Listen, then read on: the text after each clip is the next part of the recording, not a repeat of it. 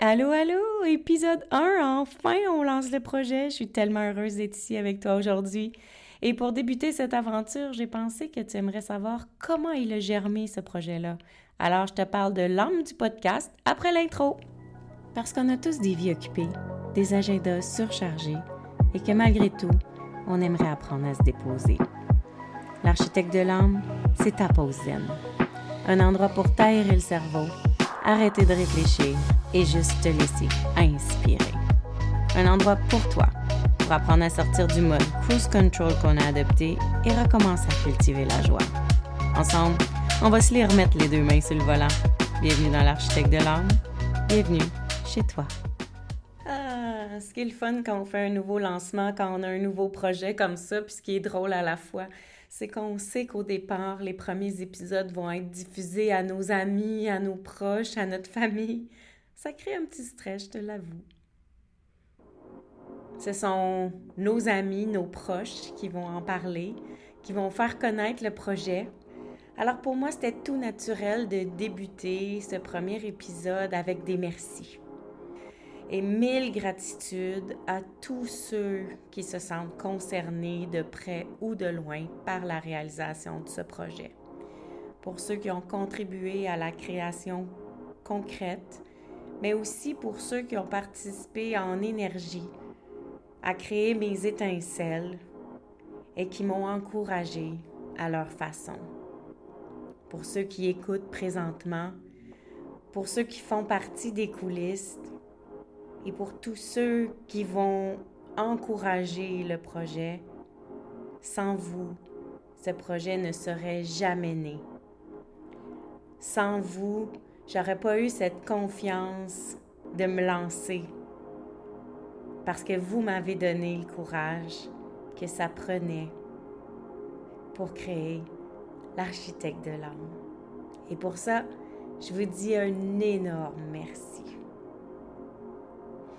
Alors, comment ça a germé cette idée-là? Bien, en fait, c'est une envie que j'ai depuis longtemps. Je te dirais même que c'est comme un calling. Jeune, je voulais guérir tous les maux du monde. Tu sais, j'étais un peu sous le syndrome de Mère Teresa. Je voulais être travailleur de rue, puis je voulais aider. J'ai toujours eu plein de choses à dire. J'ai toujours eu envie de partager les trucs qui fonctionnaient pour moi, puis contribuer à faire une différence. J'ai débuté il y a quelques années par faire des lives sur les réseaux sociaux, puis j'ai développé du contenu sur ma chaîne YouTube. Et quand mon fils est devenu chanteur, Mesma, je te mettrai ses liens dans les notes de l'épisode,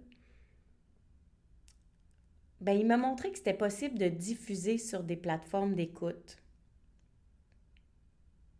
Puis ça m'a vraiment inspirée. Je réalisais que la vie changeait, puis j'avais vraiment envie d'emboîter le pas moi aussi vers cette nouvelle ère technologique. Tu sais, c'est pas naturel pour moi, toute cette technologie-là. J'apprends au fur et à mesure que je bâtis le podcast parce que c'est beaucoup, beaucoup de choses dans l'arrière-scène. Mais j'ai eu envie d'être dans l'action, puis j'ai eu envie d'apprendre dans l'action. J'ai pas attendu d'être prête, j'ai pas attendu de maîtriser. Je me suis juste lancée. Puis ça me ressemble beaucoup. C'est mon genre de move, me lancer dans le vide comme on saute en parachute et apprendre à voler pendant que je suis déjà dans le ciel. Pourquoi un podcast? Plus dernièrement, j'avais pris une pause des médias sociaux. Je me questionnais sur la valeur de tout ça. En tant que coach en alignement intérieur, j'avais beau avoir envie de contribuer, je voulais pas perdre de vue l'objectif premier, avoir du plaisir. Puis cette pression-là des réseaux sociaux de devoir créer constamment du contenu me pesait lourd. La comparaison aussi, ça me faisait travailler fort, puis ça m'éloignait de mes forces, de mes talents. En fait, je pense que je perdais tranquillement confiance en mes moyens. Je me décourageais surtout beaucoup.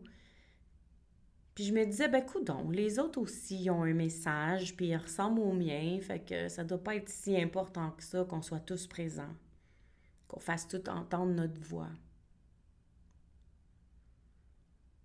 En plus, j'avais peur qu'on pense que je me prenais pour une autre, puis que je tanne mes followers. Parce que tu sais, dans les réseaux sociaux, souvent tes premiers followers, c'est ta famille, tes amis proches. Puis quand tu commences à mettre beaucoup d'informations pour vendre des produits, des services, ben ça peut tanner. Puis moi, je voulais juste partager par pur altruisme. Mais là, j'y trouvais plus de joie. Je trouvais que les réseaux sociaux, ils prenaient une drôle de tangente. Tu sais, une tangente de chiolage. Puis j'avais pas vraiment envie d'expérimenter ça. Alors, je me suis éclipsée en arrière-scène pendant quelques années. Je continuais à avoir des clients ici et là, mais j'allais concentrer mes efforts plus pour travailler pour des institutions établies. Comme ça, j'avais plus besoin de convaincre, de me comparer, puis je pourrais juste exécuter. J'ai travaillé pour l'école Écoute ton corps, école de croissance, fondée par Lise Bourbeau il y a plus de 41 ans, dont je suis diplômée depuis 15 ans. Et pour Idolem, une bannière de yoga show qui contient environ une vingtaine de studios et qui est bien établie depuis plus d'une dizaine d'années, dont je suis diplômée aussi depuis 2020. Je travaille encore pour ces deux institutions-là, mais quand j'ai fait le choix de diminuer mes actions personnelles en travaillant de pair avec eux, ben j'avais plus besoin de réfléchir à la publicité, de me prouver, de démontrer aux autres qu'on devait travailler avec moi. On croyait en moi. On me faisait de la place. Puis parallèlement, ça m'aidait à me développer et à peaufiner mon art. J'ai même transformé ma personnalité à travers eux. Parce que tranquillement, je regagnais confiance. Pourtant, j'ai toujours été une fille super confiante, mais les réseaux sociaux, ça a ce petit feeling-là en arrière-pensée. Même si ma prémisse de base est forte et confiante, il y avait toujours cette petite voix dans ma tête qui m'empêchait de me réaliser pleinement à cause du comparatif que ça crée. Donc, jusqu'à ce que je réalise que la confiance, je l'avais toujours eue, je l'avais juste oubliée, que je m'étais laissée happer par la folie de Facebook, Instagram, que je m'étais moi-même mise de la pression à me comparer, que dans le fond, personne d'autre me comparait. Ben, c'est là que j'ai choisi de m'inspirer des entrepreneurs que j'aimais, au lieu de m'auto-flageller et au lieu de me diminuer en les regardant. J'ai commencé à ouvrir mes yeux pour voir différemment. Puis j'ai beaucoup expérimenté. Je me suis donné le droit aux essais-erreurs et je me suis donné le droit aussi de me chercher. Faire des projets sans trop savoir dans quoi je me lançais, juste pour tester si ça me représentait, si j'aimais ça et si j'en retirais du plaisir. J'ai vraiment cherché ce qui me rend heureuse. J'ai toujours su que ce qui me rendait heureuse, c'était enseigner, mais je voulais trouver comment enseigner, comment parler, quoi dire, comment le dire. Et j'ai pas laissé mes propres jugements me dénaturer. Je me suis autorisée à expérimenter, à toucher à tout ce qui me tentait pour trouver ce qui me parle vraiment à l'intérieur, ce qui est naturel pour moi de partager. Parce que quand on partage des choses parce qu'on se force, les gens le ressentent. C'est pas naturel, puis c'est tannant. Pendant que je me cherchais, j'ai écouté beaucoup de podcasts. Des podcasts de toutes sortes. J'aimais ça, ce médium-là. Ça m'intéressait, les émissions qu'on peut trouver. J'aimais aussi la facilité d'écoute. Parce qu'un podcast, tu peux écouter ça quand tu es occupé. Puis un jour, une discussion avec des élèves yogis, je me souviens, on me demandait où on pouvait me suivre, où on pouvait m'entendre.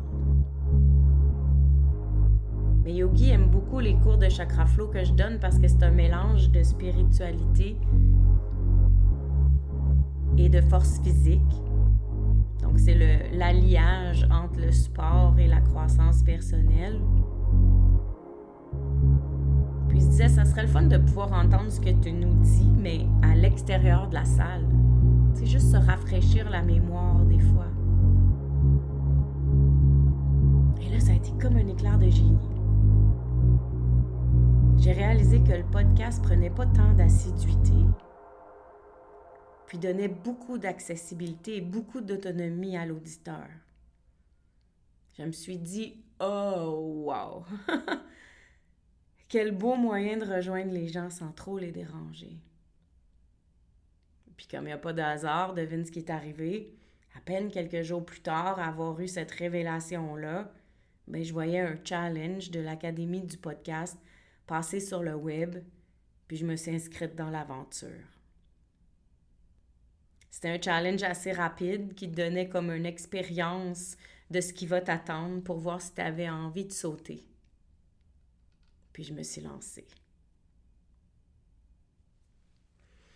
Qui je visais au début quand j'ai pensé créer un podcast? Tu dois penser à ton audience pour savoir un peu comment ajuster ton message.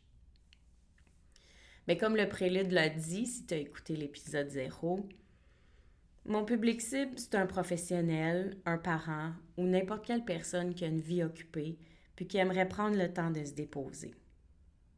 Se laisser inspirer sans avoir à débloquer plus de temps dans son horaire. Une personne qui va pouvoir écouter mon podcast en faisant d'autres choses.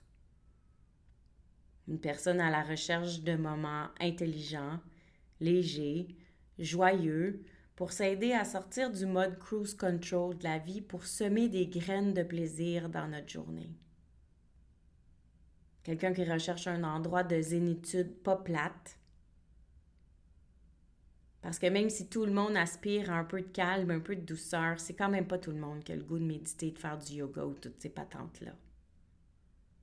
Alors j'avais envie d'avoir un médium, une option pour les gens qui ont envie de méditer à petite dose ou qui pensent qu'ils ne sont pas capables de méditer, mais qui vont se rendre compte que juste en prenant un petit 15-20 minutes à m'écouter, le cerveau a décroché. Alors, quelle sera l'âme de ce podcast? À quoi s'attendre dans les prochains épisodes? J'ai comme projet de t'accueillir ici, comme je t'accueille dans mon cabinet, dans une salle chaude ou en atelier. C'est-à-dire sans jugement, le cœur ouvert et plein de trucs à partager. Comme mon but est de refaire les paramètres de ton alignement interne pour s'assurer que tu es la personne qui tient le volant, pour s'assurer que tu n'es pas le passager d'un pilote automatique, je vais te dévoiler toutes sortes de petites pépites que j'enseigne déjà en atelier pour t'aider à voir la vie autrement et la rendre de plus en plus facile, douce, légère. Je vais te poser des questions pour que tu puisses faire tes propres réflexions et des ajustements au besoin. Puis je souhaite aussi faire quelques entrevues de personnes bien fun qui ont croisé mon chemin puis qui ont aussi des trucs à te partager qui pourraient faciliter ta vie. Mais avant tout, je veux qu'on utilise cet endroit pour se détendre, décrocher du quotidien et avoir du plaisir. C'est pour ça que tu peux me poser des questions sur melcy.podia.com/questions et que ça va me faire un grand plaisir d'ajuster les épisodes en fonction de tes besoins. J'ai comme objectif de déposer un nouvel épisode tous les lundis pour bien débuter ta semaine. Mais si jamais j'en oublie un, j'espère que tu m'en voudras pas parce que tu sais, l'objectif premier de ce podcast-là, c'est pas de me mettre dans un carcan, mais c'est me donner la liberté, la joie de créer, puis de demeurer dans le plaisir.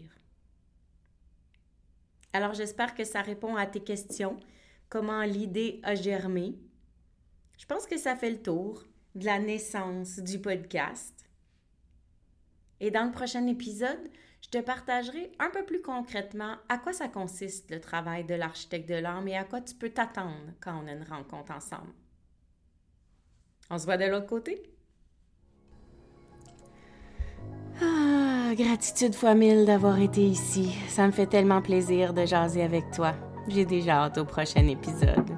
Entre-temps, si tu as envie d'encourager l'architecte de l'âme, va sur ta plateforme d'écoute préférée, laisse-moi un commentaire ou des étoiles. Puis surtout, abonne-toi pour ne rien manquer. Si tu as envie, tu peux aussi partager l'épisode pour m'aider à me faire connaître. Place-le dans ta story en me disant ce qui t'a le plus touché aujourd'hui. N'oublie pas de me taguer melcy.soul.architect pour que je puisse aller liker et te répondre. Je voudrais aussi prendre le temps d'ajouter mes gratitudes pour toi, de m'avoir écouté, mais surtout que tu aies pris le temps, ce temps-là, pour toi. C'est grâce à ces quelques minutes de concentration sur toute autre chose que le brouhaha de la vie que ton âme se relâche et s'aligne. Et pour ça, je te dis bravo. Parce qu'à chaque écoute, tu reprends tranquillement ton volant vers la grande liberté. Cette liberté d'être, cette liberté de conscience, cette liberté de joie. Alors, si tu as juste une pépite à retenir aujourd'hui, c'est mon secret du bonheur, mon outil de gestion pour tous les soucis, ma phrase préférée. Écoute ton feeling. À tout bientôt. Love, Mel.